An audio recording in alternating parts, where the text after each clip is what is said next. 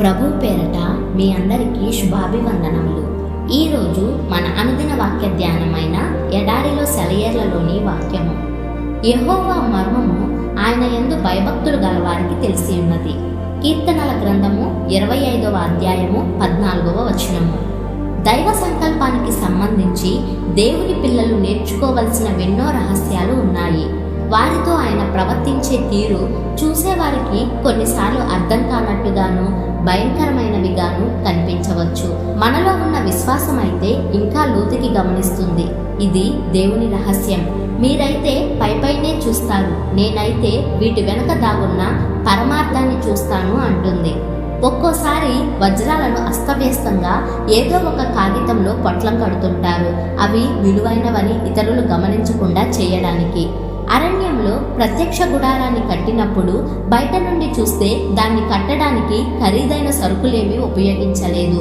దాని విలువంతా లోపల ఉన్నది.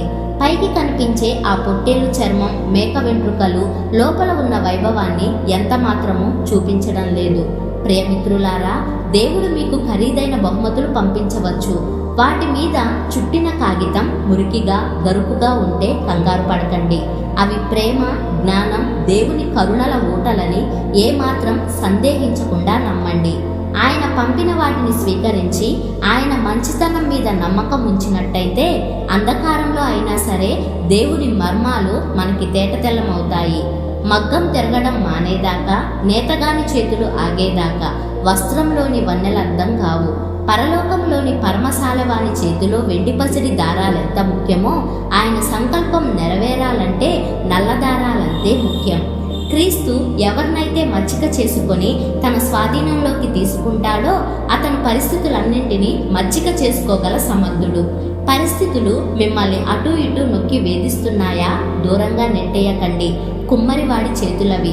ఆ పరిస్థితుల నుంచి తప్పించుకోవడం వల్ల కాక క్రమశిక్షణతో భరిస్తే ఆయన పనితనం బయటపడుతుంది.